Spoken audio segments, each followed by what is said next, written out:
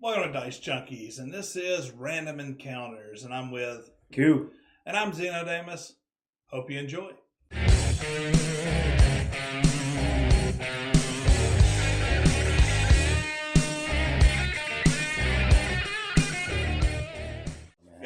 All We right. got the field set up for you. Lay it out. Yeah. We'll And, need a list of wonderful options for a which Jittery roll. I don't think we updated either. Then we'll roll. Let's see. We'll do it raw. We were all dang it. That's not very polite, man. You ask first. All right, so let's let's do random encounters.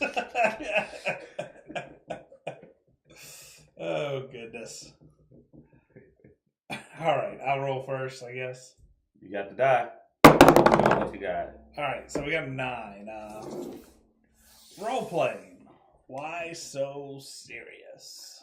This is an interesting subject. Yeah, this is actually one you brought up because I know you find that joking around too much in role playing and in gaming. You're not a fan of that, right? Well, depend on the nature. I mean, we crack jokes and stuff, but I've seen some games where it actually degenerates to almost, well, looking at that little picture, almost Deadpool-like levels of silliness. I mean, it's where the actual game itself is literally comedic unintentionally.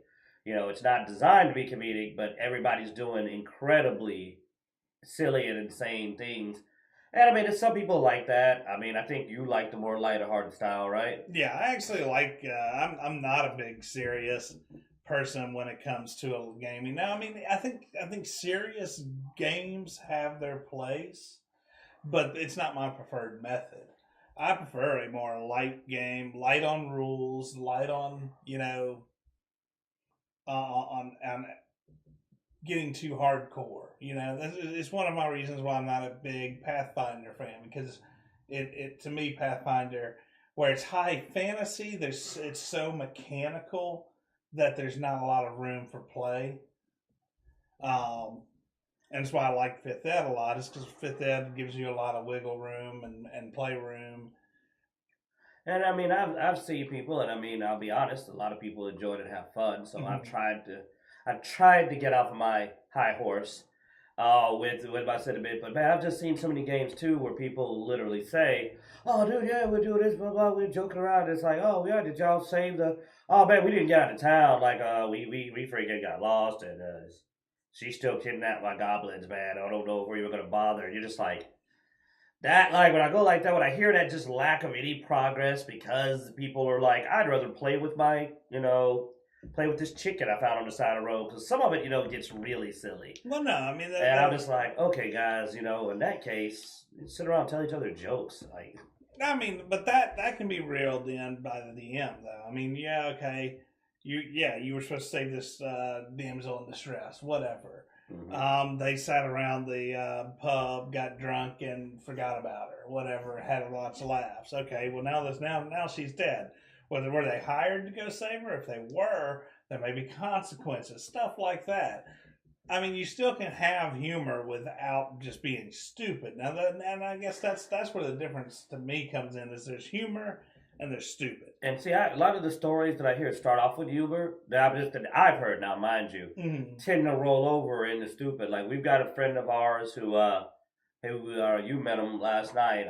These some guys we're talking to that do some gaming, and one of them's a new DM, and like his party got into playing dress up with a Skaven, and just like got way off track, to the point that like even the other guy in the game was going like they're way too into this little rat man they've adopted, to the point that it's clearly derailing the story with playing with this, like this little character that they're just being really silly with. And while it's fun, they're not getting anything done. And even the DM was kind of like, yeah, I'm kind of trying to get them to do this.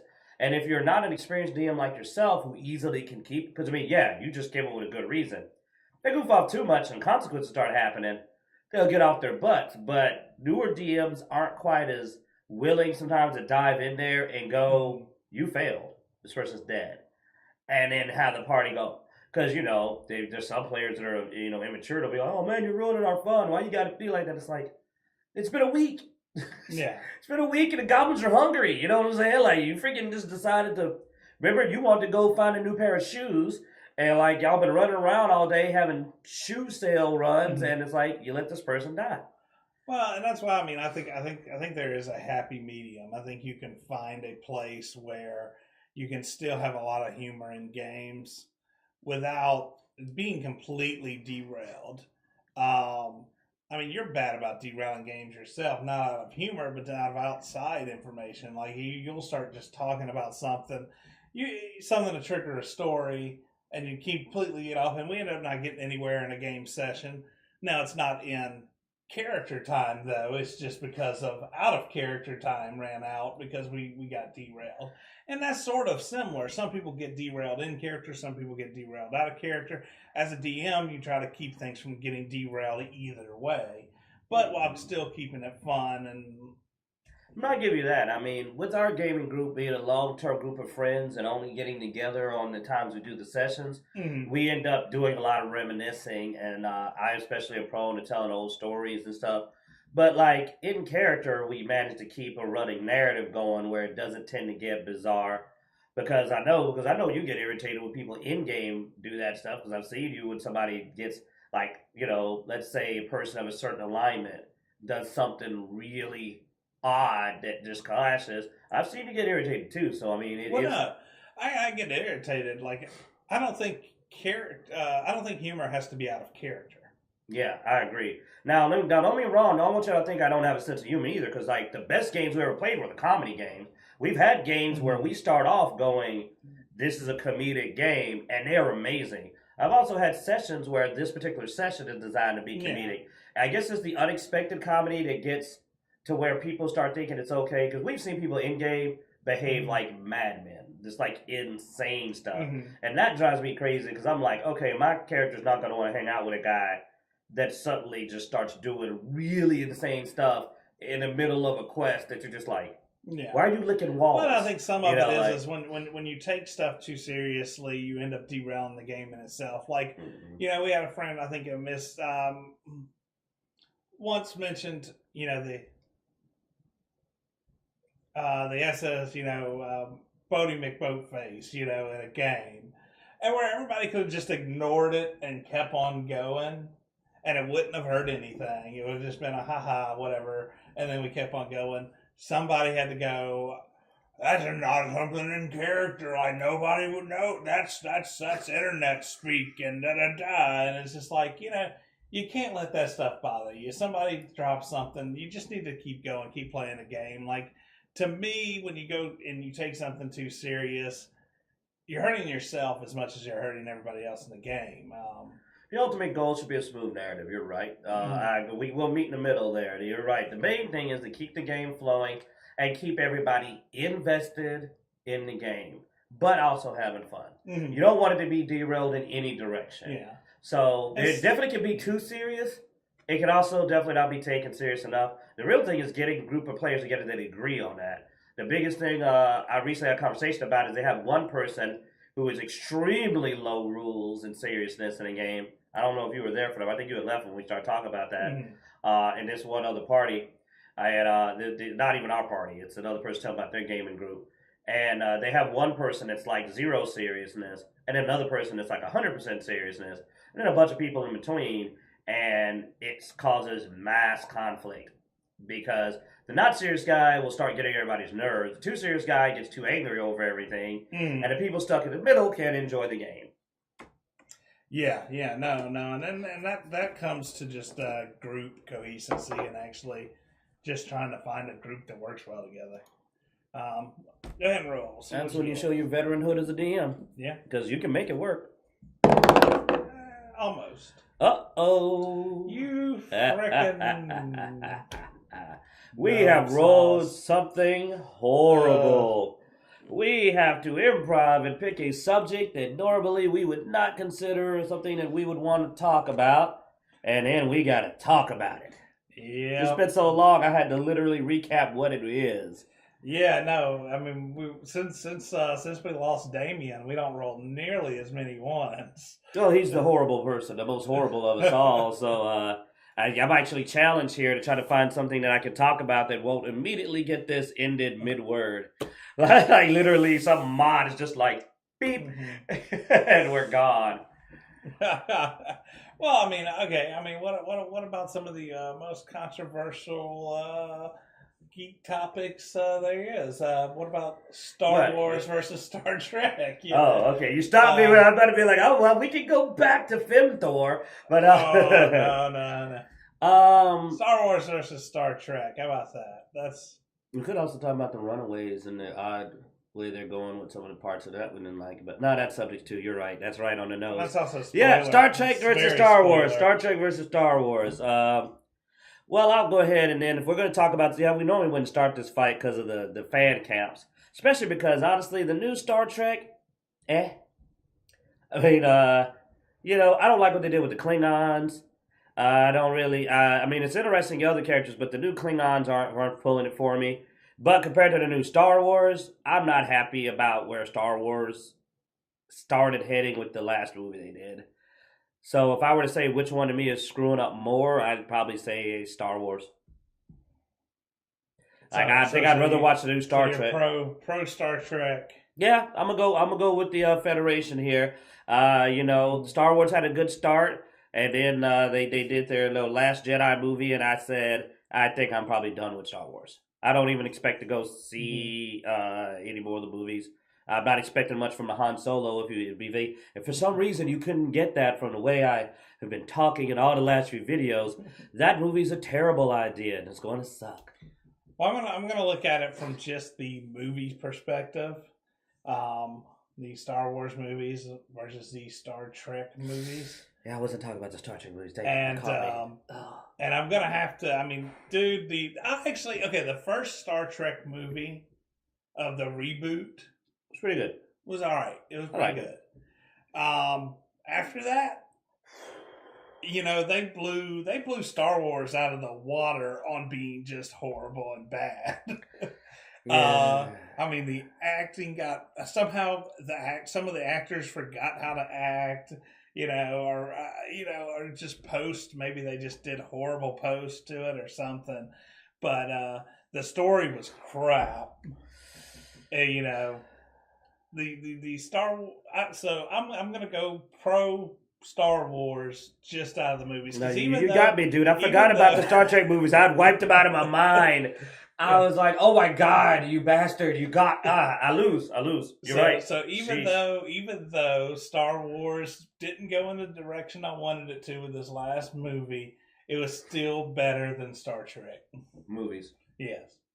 I mean, while the new Klingons to me are not what I was hoping for, I would have rather they just introduced a new race other than kind of go with the odd aesthetic they went with the Klingons. Only because the Klingons are established, much loved, many fans of thing, and such a dramatic change is going to polarize the fans big time. But it's still more interesting than everything in The Last Jedi. So, I'm going to stick with my choice, but I do lose to you in the movie department completely. Star Trek movies, the last few Star Trek movies sucked. Yeah. But at least I wasn't expecting much from them, so it wasn't like it was disappointing. Aha, there we go. They sucked. Yeah. But The Last Jedi was a disappointment and heartbreaking. Still not as bad. Whatever. Yeah. All right. Hey, Google, roll me a D20. Rolling a die with 20 faces. The result is 18. Why not another one? 8. No. They would have Google. Google, pull up something horrible. Oh, no. Whoa. Yeah, we got to turn the camera off. I just realized I forgot this is your computer also. Yeah. Yes, Zeno Davis, pulling up blah on top of blah, smothered with blah. All right, so this is a reincarnation type question. So a lot of people ask, what would you be in the next life? But this is, what setting would you want to be in for the Alien. next life? You see, anime does this quite often, where a character dies in manga, and they go and they get reincarnated into a new setting. Usually, it's like somebody from our current world being reincarnated into like a fantasy style world where magic exists and stuff like that. That's also we've seen in sci-fi and a few others. Yeah, and it was an interesting concept that when one reincarnates, it doesn't mean there's only one realm of existence. So you could literally reincarnate in a whole different world. So we were like, well, where would you want to be? What world would you like your next life to be in? And it was a question I asked Damus, and he said, you'll find out when we roll an 18. And guess what? Google called you out on it. Yeah. Well, you know me, I'm actually a pretty big techie. I like my tech, my computers, my hardware. I've even mentioned before that if they perfect cybernetic arms, I'd be the first to cut my arm off and go full swing in that. So obviously, if I was to get reincarnated, I would want to be reincarnated into a high tech society.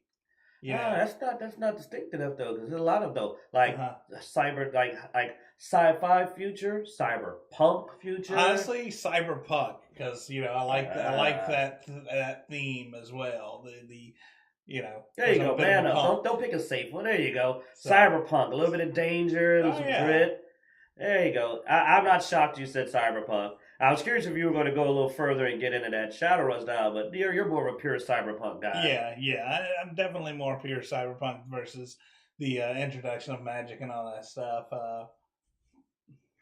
Techno mage would also be sort of cool, All right, you go ahead. You go ahead. This has always been a tough fight. They're two very dramatically different ones, but I ultimately made up my mind that I definitely would like to incarnate into a martial world, like the ones that we talked about when we talked about in my. You're going to see later. We released the Dragon Ball discussions, a world where people cultivate martial skills. I just always love the concept of being able to. Your potential is limited by your effort.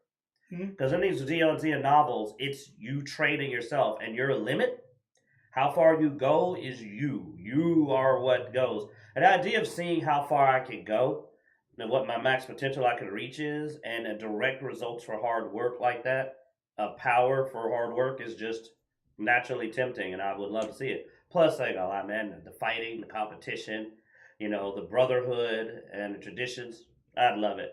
The other one, before I got into that, though, because I will admit this is a new choice, is I used to always think a virtual world, like Ready Player One, but actually you're in the virtual world would be interesting. But ultimately, I decided that's more your thing, and I'm not that good at programming. So I said, screw it, I want to cultivate martial arts. All right. I want to be the next Krillin in a world with no Saiyans. So, no Saiyans. Sorry, sucker, I won't see you in the next life. Well, you'll be all right over there, like trying to survive in the gritty streets, man, while the man's holding you down. But I'll have I'll be loaded up with some high-end RAM and... See, that's the thing, though. We never said you get to reincarnate with any advantages. That's why I picked a world where I could train myself no matter what I'm born as. No, sometimes potential is a factor. Well, we also know, though, that you go into one of these cyberpunk worlds and, a lot of people are very nostalgic. So I'll have all this nostalgia history in my mind that I can so we're reincarnating with our memories. Okay. So you're thinking that you can use the personality you have now to advance? If we're going with the anime manga style, usually something causes that reincarnation, of the protagonist to actually have that previous life still there. And you're thinking that you now would make it in a cyberpunk world? Yeah, man. You can't even... You'd be down so fast, dude. You'd be addicted to something. You'd be addicted to jet so fast. Jet to make you jittery. It's way better than vaping, man. Oh, God. You'd be a jet junkie in a corner. Leading a group of raiders, you know what I'm saying? The Dicejunkie raiders. Yeah, I don't know, man. It might be interesting to see where you go with that. If we go across our memories, then I definitely would cheat at the cultivation. I'd be like, I've read some books. I'm freaking cheating. Well, I mean, that's sort of the point, though. I mean, because a big concept of what the world I want to go to is that understanding is big, and gamers understand the mechanics. That's why I get it. Yeah, you're right. If we went to another one of these worlds with our gamer level trope awareness and min-maxing skills, we would be pretty scary. Hey guys, I want to hear that from you actually.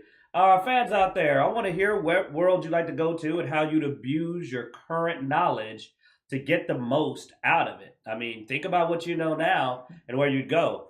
I mean, there's a lot of potential with that. That would be fun. That might end up in its own discussion if we get, let's say, enough people showing interest.